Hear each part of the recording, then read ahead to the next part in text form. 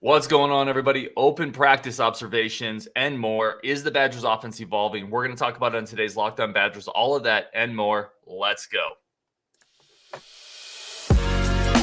You are Locked On Badgers, your daily podcast on the Wisconsin Badgers. Part of the Locked On Podcast Network, your team every day. Hey, what is going on, everybody? I am Ryan Herrings, your host of Locked On Badgers, here for you every day, covering your team every single day. Really appreciate everyone who's tuning in, making it one of their first listens, whether you're watching on YouTube, listening on the podcast, wherever you found us, however you did. We really, really do appreciate it. We're going to bring in friend of the show, Mike Keeban, has been on the show already. He was at the open practice today. We're going to bring him in, talk a little bit about it. Mike, thank you so much for joining the show again. Really do appreciate it, my man. No, yeah, thanks for having me, Ryan. Yeah, it's awesome. So you were at the open practice today, the last practice that people are really going to be able to see before the season starts up. Mm-hmm. I just want to kick it off big picture. The biggest question everybody's asked, everyone has asked me, everyone has asked every media member covering the Badgers. How does the offense look? How does Mertz look? What did you take from today? Yeah, so from today, I'll start with the running backs.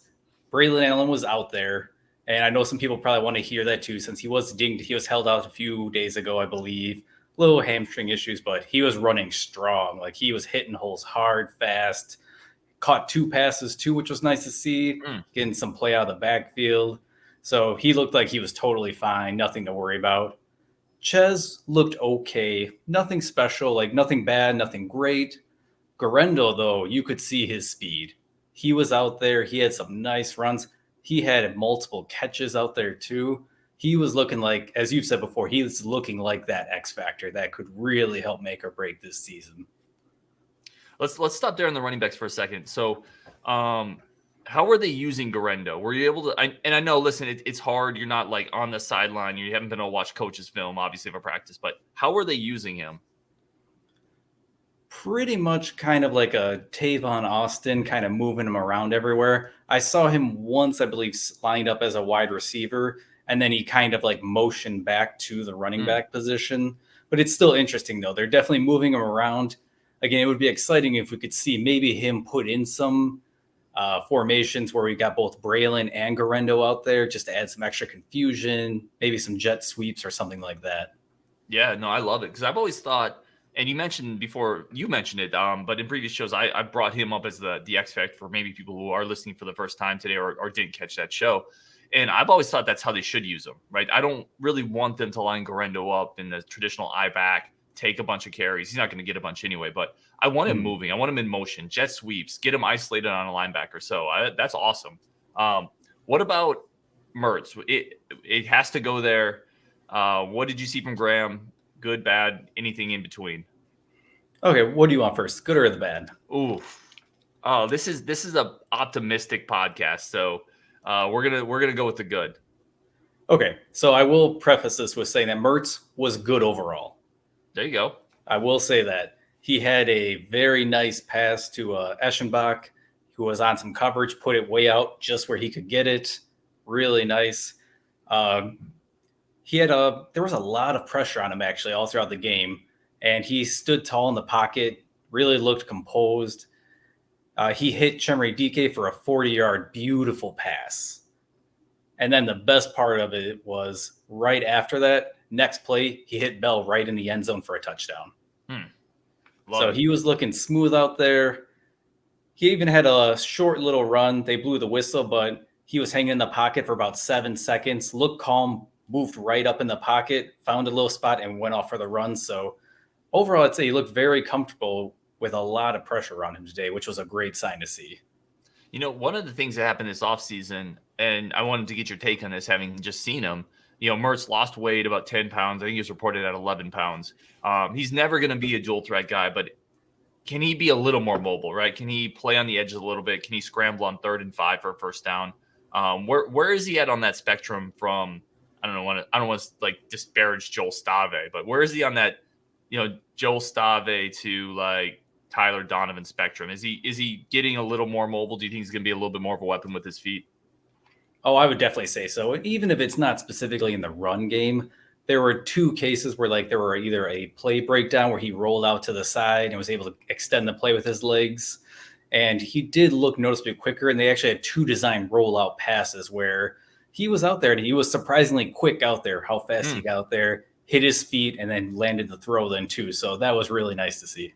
Oh, that's awesome to hear. Because listen, if you put on a ton of work in the offseason, you lose 10 pounds, you're going to be faster. And he doesn't have to be Randall Cunningham. He just has to be athletic enough to get to the edge occasionally and create a little more stress for defenses.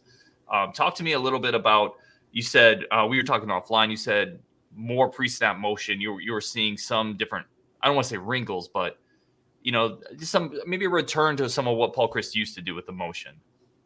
Yeah, exactly. So we definitely saw like there was one fake jet sweep where they had the, I believe it was Bell just sprinting down the line, went right behind Mertz before the snap, which was a classic staple that we used to see all the time. And then there was also 2 separate times where, I mean, it's so simple, but it was literally just seeing the tight end switch from one end to the other, but just seeing that motion and that wrinkle. And you could see that going and kind of going along with what I said earlier, too, with how they were moving Guerendo around. He was also using some motion as well. So it was just nice to see that, especially for a open practice. I wouldn't think they'd bother putting that in, but seeing that makes me feel like they're really going to use it. Well, and there's definitely stuff, to your point. Like, there's definitely going to be things, wrinkles are obviously not going to show anybody. Like, it's going to be unveiled week 1, week 2, week 3, week 4, etc. But yeah, we used to see those tight end motions, the jet sweep fakes, and it really kind of went away last year. So that's, I think, really important to see, even if it's not really a Bobby Ingram thing. Everyone's looking for the changes he makes. Just getting some of those Paul Chryst staples back in the offense, I think, helps a lot. I want to kick it back to you. What else, especially offense? I want to talk defense kind of next, but anything else on offense that stood out to you? Any other players, plays, sequences, anything at all? Yeah, so along the lines, too, of wrinkles, too, they actually had like a fake handoff end around play. So, again, a little trickery, which was surprising to see. It got blown up, but, again, I'm just glad to see a little bit of variety in there. And then the receivers were definitely battling for passes, which was nice to see. You could see them going, like the second Mertz threw up that ball, they were jumping, high pointing, they were fighting. This definitely feels like a different group of receivers who aren't going to I don't think our receivers ever quit last year or anything like that, or they weren't aggressive, but these ones seem particularly aggressive. Like they want that ball. Between seeing Bell, DK, I am sorry, I'm blanking on the other person, but Eschenbach had a nice catch to them where he was reached out and grabbed it. It seems like Allen, Dean Ingram. Oh yes, Allen and Ingram. He had a play where he was wide open and Wolf missed him on the throw, and you could tell like the frustration. But you love to see it. Like there definitely seems to be an edge to this wide receiver group this year. So I think you made a really interesting point that I want to dig into this. It's not to knock on last year's receivers, but is it fair to say that Kendrick, Pryor, and Danny Davis, who honestly have flashed pretty well at NFL, UDFA camps and NFL camps, but is it fair to say they lack the type of physicality that maybe this year's group has? Yeah, I would agree with that. They're just used to seem like whenever Mertz threw up a 50-50 ball, you just kind of hope that it was going to be somewhere where the receiver could just get it. But honestly, this year, I don't know, maybe it's these receivers just got the more size, strength or something to them, but like they really seem to want it and they were going for it. And credit to the secondary, they were all over the receivers, but a lot of those nice places, like I mentioned that 40-yard pass to Chimere DK, he was all over him, but DK reached out, he snagged that, and if it wasn't an open thing, I think he would have shrugged off that corner and he would have taken it to the house. That's awesome. All right, coming up, we have a bunch more. We got to take a quick break to talk to one of our friends of the show, but more practice notes, more practice observations from Mike coming up after this on Locked On Badgers. But for today's show is brought to you by BetOnline. BetOnline remains number one source for all your sports betting needs and information, the number one place to check odds, lines, and games. Find reviews, news of every league, Major League Baseball, NFL, NBA, combat sports, esports, golf. It's all there at betonline.net. BetOnline continues to be the top online resource for all your live in betting and futures wagering information. So, we're going to talk about it here with Mike coming up. Badgers over under 8.5. Y'all know I'm sitting right at about 9, so I think that line is about perfect. But maybe I'm a homer. We're going to see what Mike has to say on that. Justin also went over. I think John went over too when he was around earlier. So we're all just a bunch of homers, which is probably a bad sign for the Badgers. All of that's there on BetOnline, plus live Vegas games, roulette, blackjack, all on BetOnline, live betting games, in-season betting is going to be there as well. And there's some really nice sign-up bonuses if you head over to the website today. Grab your mobile device, head over to betonline.com, learn more about the trends and actions. BetOnline, where the game starts. I want to thank everyone for making Locked On Badgers one of your first listens every day. Really, really do appreciate it. Season's coming up. We're really excited for it. Ultimate College Football Preview is here. That is a 7-episode preview with college experts, local team experts, Odyssey college football insiders, all coming to you right now for free wherever you get podcasts. Check your Odyssey app, YouTube, wherever you want to get it. That's the Ultimate College Football Preview. And we're going to bring Mike back on the show. Continue talking practice observations. I'm stoked that you were there, man. We've talked some offense. I want to shift over to the defensive side, specifically the secondary. Bunch of new faces, bunch of new transfers. What stood out to you? Who seemed to be the top dog? Any concerns there in your opinion? Yeah, honestly, no concerns. The defense was stout throughout. Someone that probably didn't get a ton of talk, James Thompson on the D-line was actually markedly impressive. There were a lot of plays where he was just blowing up in there, getting pressure. He honestly seemed like just a headache for whoever was trying to block him. Was he going up against with Thompson, was he going up was he in the first team, or was he kind of going up against second team offensive lineman? And that may be impossible for you to say from where you were sitting, but from where I was sitting, I believe it was on first, because I remember it was with Mertz out there. Okay. Which, speaking of the line too, I noticed that Riley Mahlman was at left tackle. He took that starting spot while Logan Brown was at the right tackle then. Well, Nelson had the surgery. Yeah, he's healing up. Yep. Okay. How did Logan look, by the way? I know we're switching to defense, but he looked good. I mean, it's hard too with again, before I get people on me if they thinking Mertz is just going to be amazing next year. There were some things, and while he was poised in the pocket, there was also no contact, no tackling. Sure. So, of course, maybe he was felt a little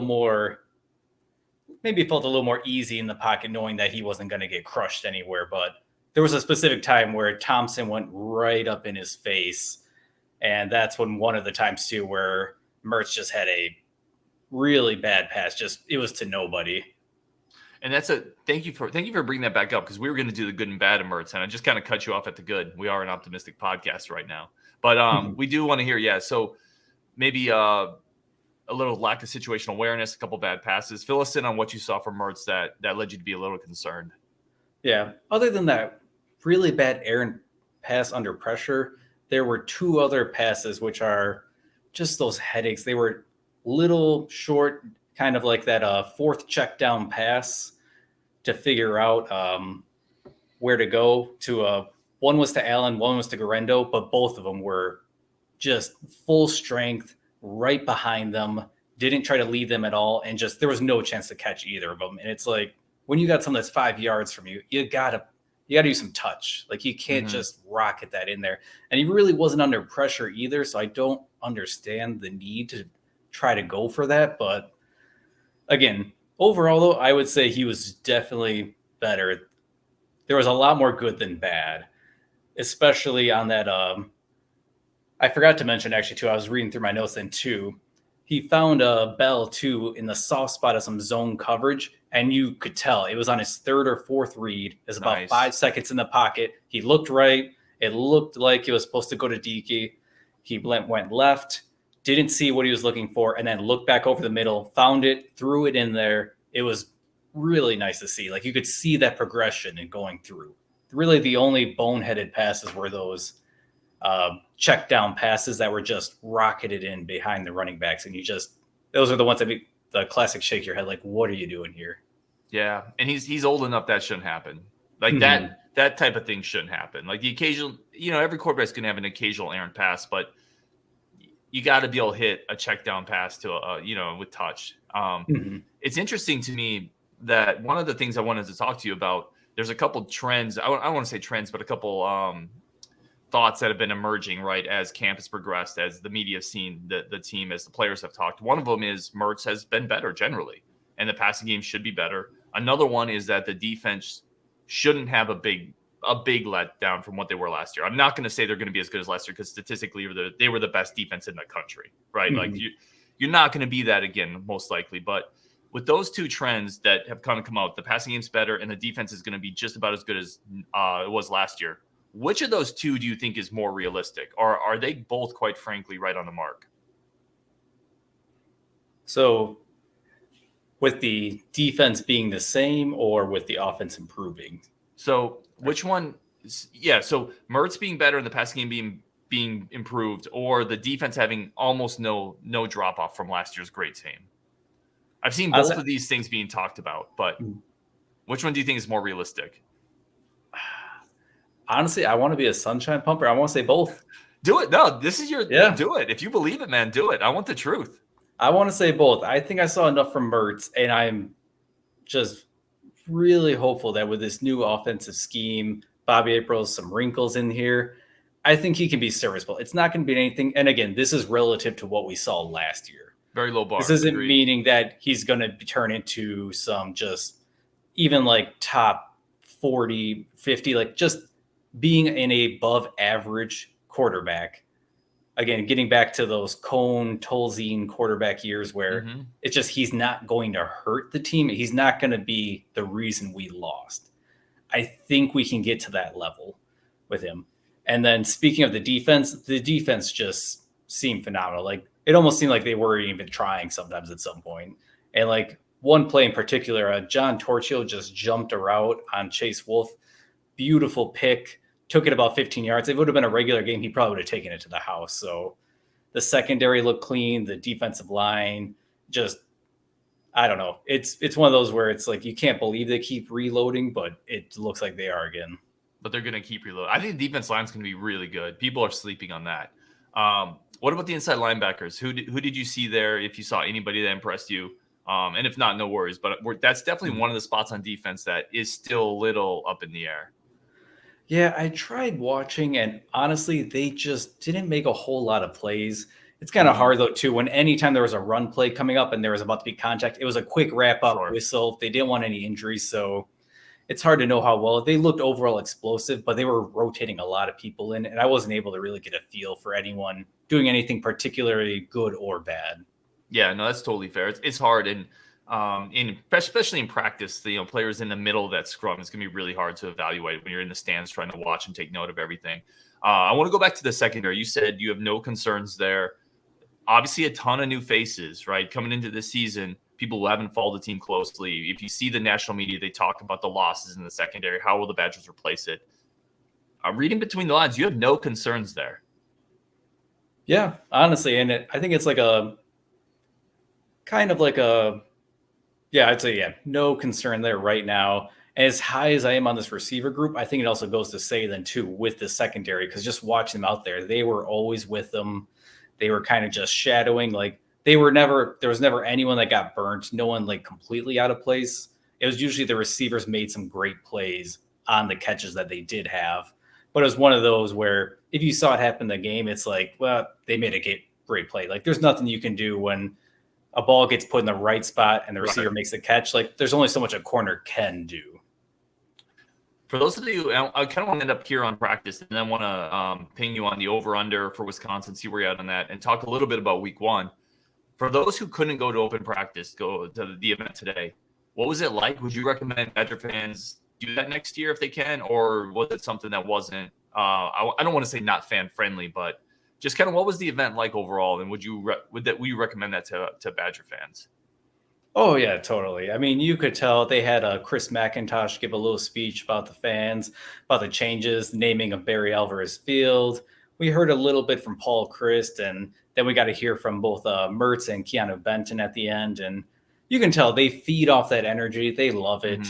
And it's a great event. They also had for a few hours beforehand, they had a little combine for the kids to come out. You could that's awesome. Lift some styrofoam dumbbells. Kids were flexing out there, throwing. Were you the ball. Able to get in that? Were you able to kind of sneak your way? My height, I maybe could have gotten in, but I think they would have gotten rid of when they saw the facial hair. But that's awesome. So definitely something to check out if you can make it next year if they're doing it again. Exactly. Yeah. Great family event. Bring your kids. Bring the family. Highly recommend. Definitely something that I think I'm hoping that they continue to do this year in and year out and expand it even more. Oh, that's awesome. Coming up on Lockdown Badgers, we're going to keep Mike on the show. Very, very insightful guest. And we're going to talk a little over-under for Wisconsin. We're going to see where he's at. I try to get everybody's feel on that. And we're also going to talk week one, Illinois State. That's coming up on Lockdown Badgers. All right. Thanks, everybody, for making Lockdown Badgers one of your first listens every single day. Really, really tremendously appreciate the support. Mike is on the show. Mike, I've asked several people this. Everyone has gone over so far, which terrifies me, myself included. The line for Wisconsin was set at 8.5 this year. Where are you at? I can bring the schedule up. We can go through it. It's totally up to you how you want to do this. Yeah, well, so I have the schedule here, and okay, I'm gonna go right with it. I'm taking them over. I have 9 projected wins, 2 50-50 games, and then 1 for sure L, which everyone knows is Ohio State. It's Ohio State. No surprise. Yep. Let's go through your quick schedule you have up. Who's your 50-50 games? So those are Michigan State and Iowa. Mm-hmm. Who do you have tentatively? Because you have us at 9-3, correct? I heard you have 9 wins. Yep.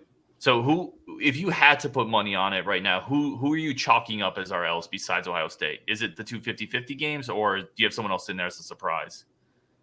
Well, I guess, sorry, I probably should have worded it a little bit better, but I would say over because I have the 9 wins for sure.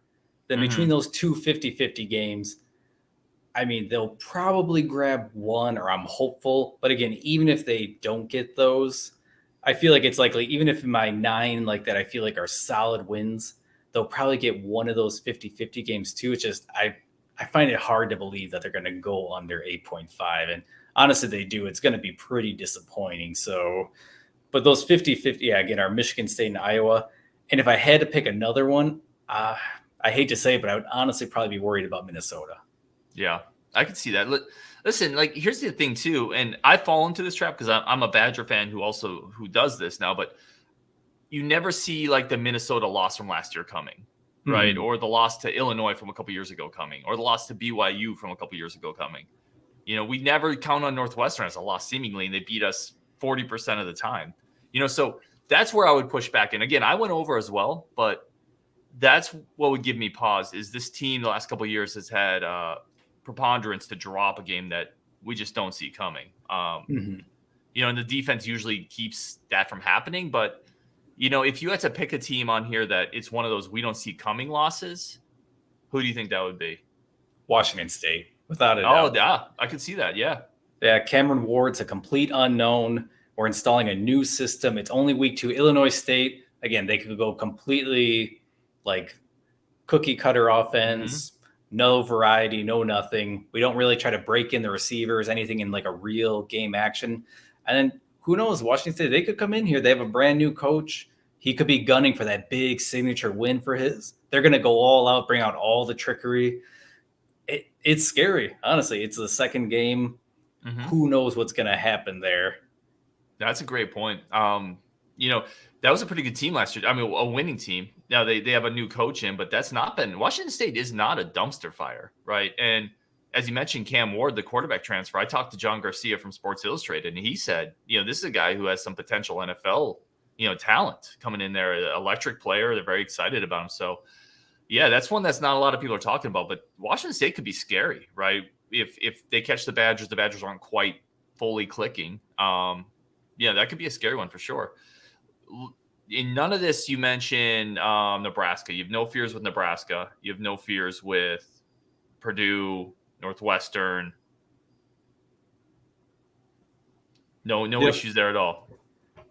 Yeah, Nebraska, I do have slight fear, but I just kind of go with that. Like, if we've won, I don't know, I forget how many years it is now in a row, but it's like until I see it happen, I am just going to chalk it up as a W.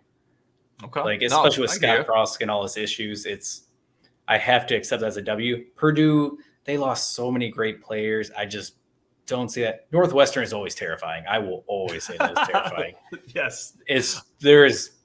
I say it's a win. But again, they are very scary. Minnesota too. I said that they were probably my other 50-50, but they have so many issues on the line, both offense and defense. I feel like that should be where we can dominate, but again, it's the fact that they've won 2 out of 4. Yeah. It's true, but I feels like what happens in this series is it's just a series of revenge games at this point in recent history, right? We get them at Madison. They got the axe. I think we pumped Minnesota. My initial gut says that's not that close. I'm 100% with you on Nebraska. People keep trying to crown them. They get all this hype because they win the offseason. Until their culture does something, until they build something, I have no fear of Nebraska, quite frankly. But I still can't shake the feeling that there's some team out there that's going to trip us up when we don't expect it. And Washington State's a great guess on that one. I want to go transition now that we've talked about it. So you're over just like the rest of us homers, Mike. Mm-hmm. I want to talk week 1 for a second. So we're going to start getting into our Illinois State preview week 1 in Madison. FCS team, and quite frankly, not even a good FCS team. They won 2 or 3 games last year in the FCS. So what do you need to see week 1? What do you hope to see? Because the Badgers are going to win, right? But what do we actually need to see in that win that's going to make you feel good and set the team up for success going forward? Well, as you have said, and we've heard from some players, how there's been talk of air raid going on. And honestly, I want them to see them air out. I want to see the dairy raid. I just want to see them. I want Mertz throwing it 20, 30 times. Like, honestly, if he could get 3 touchdown passes this game, just build that confidence, build that chemistry with the receivers. Again, we have Chimere DK coming back, but everyone else is pretty much just minimal experience. Let's get them comfortable running the routes against actual, again, it's should be a guaranteed win, but let's get them in a game action with a home crowd, get those routes in, get that confidence. And again, our tight end room, total unknown, let's throw them in. Let's see who can be that balanced tight end that could give us a little bit of blocking, but can also be a little security blanket for Mertz when things break down. That's really what I want to see. And along with that scoring is I want them to score fast, early, and just keep it on. Like, I don't want them to slow down. I don't want us to be up by 30 points and all of a sudden we're just handing it off to like Ches Malusi every play. Keep it going. And if we throw in, say, Deacon Hill or even Wolf, keep throwing it. Just keep it going. Keep the reps going. I want us to kind of just all gas, no brakes. I love it. 100% agree. I think it's an opportunity, right, to build confidence with your quarterback. Like, you can't just throw the ball 30 times when you need to. Like, you have to give them reps. You have a great example, the Illinois game, right? Mertz's first game, and obviously didn't carry over, but there's a lot of reasons for that as well. But it would be nice to give them another opportunity to feel good, right? Like, quarterback's a swagger position. Mertz is a swagger guy. Let him go out there and throw 4 touchdowns. Because he's going to need that later in the year. Here's a little one, like a micro one in the smaller sense. I would love for Paul Chryst, if we get the ball before halftime and there's a minute and a half left, 2 minutes left, I would love for them to go quick and let Mertz try to engineer a scoring drive. Because in the past, we just kind of sit on it in that situation if we don't need it, right? But I think later in the year, we're going to need it. So this is an opportunity to build those reps. That's what I'm hoping to see. So I 100% agree with you there. If we, I'm trying to find the right way to word this, but if we win the game, but it's because we run the ball 50, 60 times, Mertz throws it 13 or 14 times, how disappointed are you going to be? Honestly, pretty disappointed because, again, as I said, I'm a little worried with Washington State. They are a big X factor in the schedule. So I would love us to see, and everyone's like, oh, save all our best stuff for OSU. We're breaking in a new offensive coordinator. We have a ton of new receivers.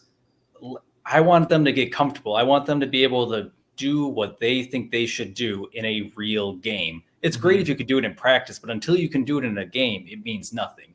And I know level of competition, people say that, but again, if you can do it against Illinois State, then you can do it against OSU, hopefully. And I want to see, again, offensive variety. They got to learn it. They got to know the new wrinkles. They got to be able to do it. And as we saw last year with Braelon Allen getting hurt, and you actually just had on your running back episode with them getting dinged up, let's save our running backs. Yes. We don't need them to run that much. If we could honestly get away with Braelon Allen only touching the ball maybe 10 times, I would be ecstatic. He doesn't need the carries. We know he's great. We know our other running backs are great. All right. No, I agree 100%. It'll never happen. Like, that's just not the mentality, for better and worse, by the way, Paul Chryst, right? But yeah, you're going to need Braelon Allen 25 times on the road against Iowa, against a really physical defense. You're going to need him a bunch against Michigan State, Ohio State, et cetera, obviously, of course. If you can give him 15 touches against Minnesota and Illinois State and give, Julius Davis and Isaac Guerendo some more reps, I think it only saves him for the course of the season. I would love that. I think that would be incredible. All right, man. Mike, thank you for jumping on the show. I do want to give you an opportunity. If if you're on Twitter, if you want people to follow you, if there's anywhere that people can find you, definitely an opportunity for you there. No worries if not. Mm-hmm.